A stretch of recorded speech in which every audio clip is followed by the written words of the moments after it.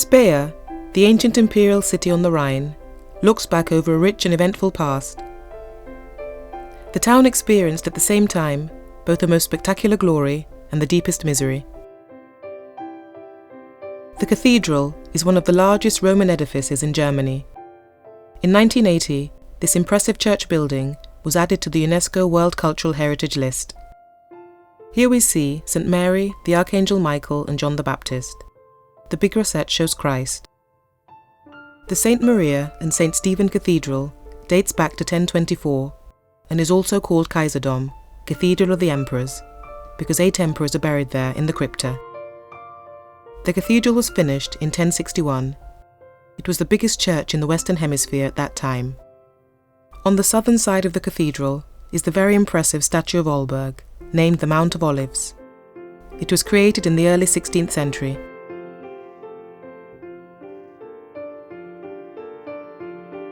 The cathedral is 134 metres long and 37 metres wide.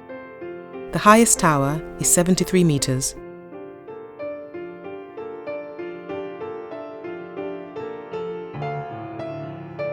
On both sides of the main entrance, the hall has been decorated with great sculptures and monuments. The western portal, as we see it today, was built mid-19th century by Heinrich Hubsch and is called the Great Paradise. On the left is Adolf von Nassau kneeling. Adolf was the King of Germany from 1292 until 1298. His title in his lifetime was Rex Romanorum, but he's usually known as Adolf of Nassau. He had neither influence nor power and was elected as the people wanted a weak emperor. The narthex contains in the wall niches the statues of the 4 Salic emperors and 4 kings, who were buried here in tombs in the main section of the 3 naves of the crypt. The crypt also has 3 apses, like the church itself.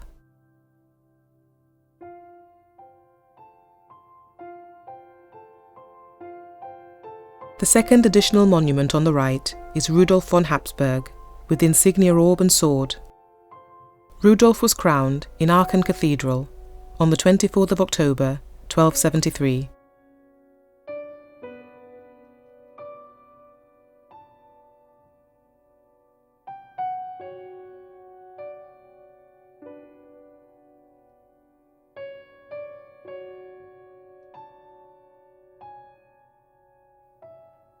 Compared to the hall, the entrance portal is quite new, dating to 1971, and shows the mysteries of Christian stories, the Good Herdsman, and symbols of the 7 sacraments.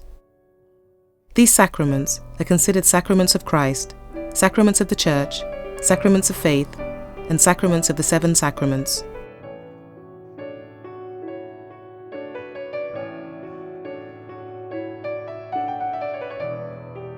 The cathedral's interior could possibly be perceived as unimpressive, as it has almost no decorative elements on the walls, pillars or capitals. The absolute symmetry of each architectural element is in Romanesque style. The interior of the cathedral contains columns with elegant capitals, some frescoes from 1846 to 1853, and 2 main altars at different heights on the stairs of the presbytery.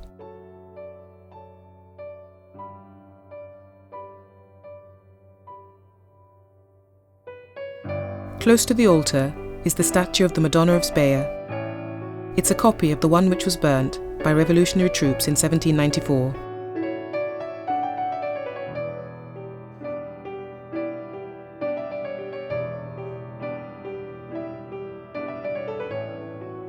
Speyer Cathedral is an impressive, phenomenal, unique structure. The sobriety of Speyer Cathedral impresses the visitor. Only the fundamental elements necessary to religious practice are present.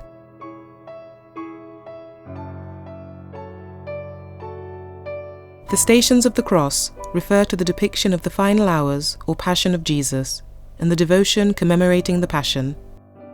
The stations themselves are usually a series of 14 pictures or sculptures depicting the scenes.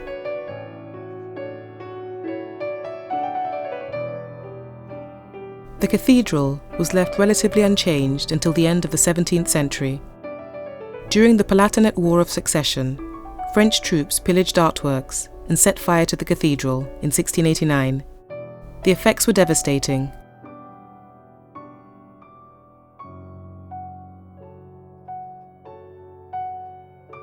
Chapels have been carved into the 5-metre-thick walls.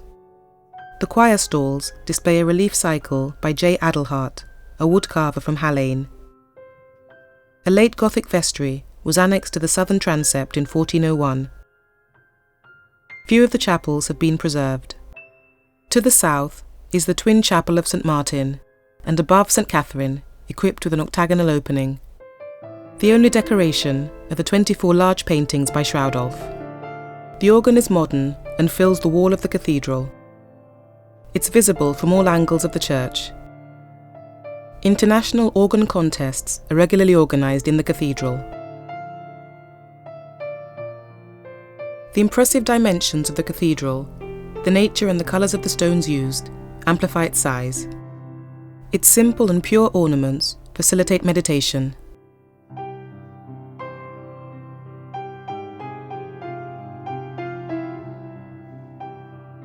Few chapels survive the turbulent past of the city.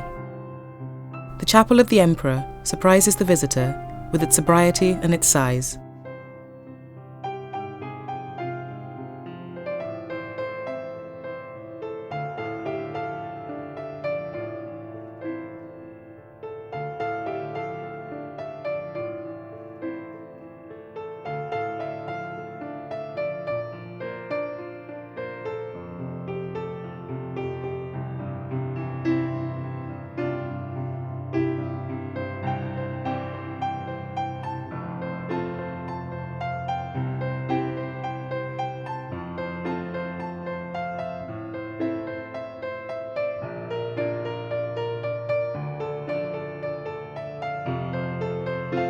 A contemporary rosette illuminates the interior.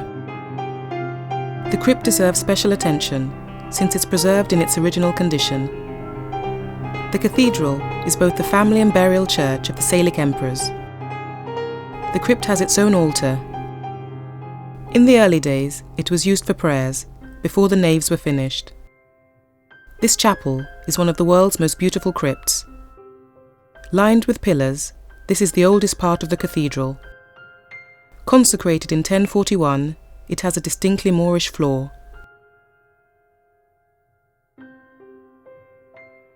In the centre is the epitaph of Rudolph of Habsburg from around 1300.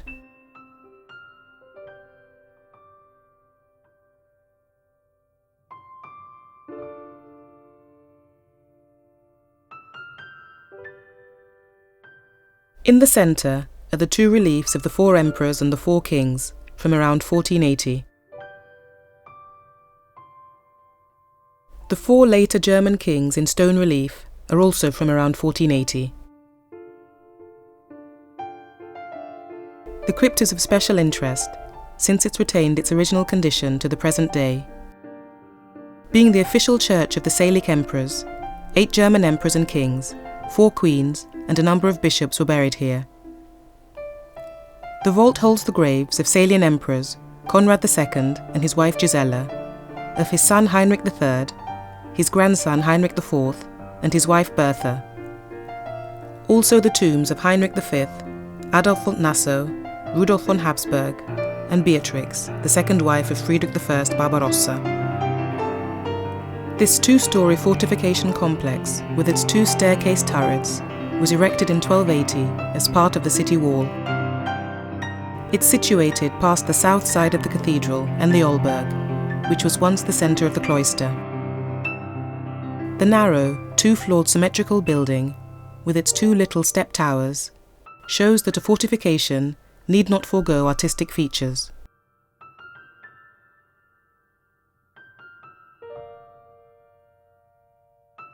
An ancient Speyer legend said that the emperors came down from the cathedral and passed over the Rhine to assist the empire in great moments of need. This bronze sculpture in the lower cathedral garden is a homage to this period. In the 19th century, the Dom Garden, an extensive park, was built where the bishop's palace and a ring of chapels had surrounded the Kaiserdom.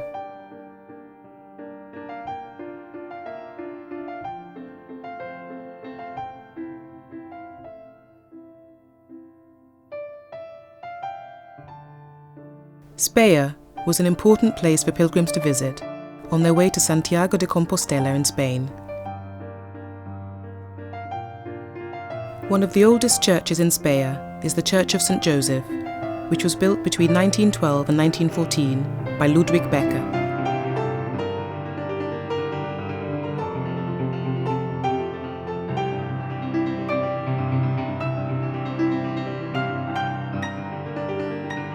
One of Germany's highest and most significant city gates is the main city gate, called the Old Gate, which rises in the west and is 55 meters high.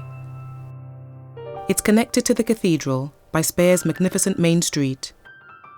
The gateway was first mentioned in 1176. Nowadays, it's the most important relic of the city's fortifications. Its lower sections were constructed between 1230 and 1250. Today, Speyer's inner city is visually characterized by the 18th century. It's a productive urban center and a good example of the association with history, and is heavily linked with tradition. The memorial church was built at the end of the 19th century in commemoration of the Speyer Uprising, where Lutherans claimed the end of the imperial ban against Luther. Behind the beautiful neo-Gothic entrance portal is the so-called Memorial Hall with a statue of Luther. The interior differs from a typical medieval cathedral in that there's no plastering or painting. Pillars and walls are similarly bare, and the only colour comes from the stained glass windows. The colourfully designed window panes are an integral component of the construction.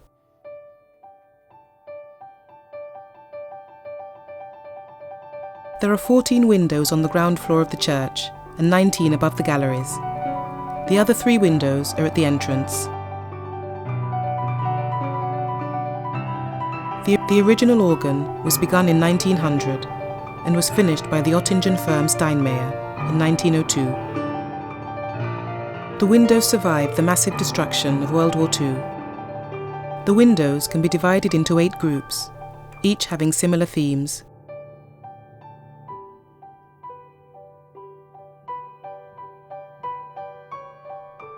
The Memorial Church is a neo-Gothic building with nave and 2 transepts, with cross-groin vaulting and the ground plan of a Latin cross. All the details are astoundingly rich.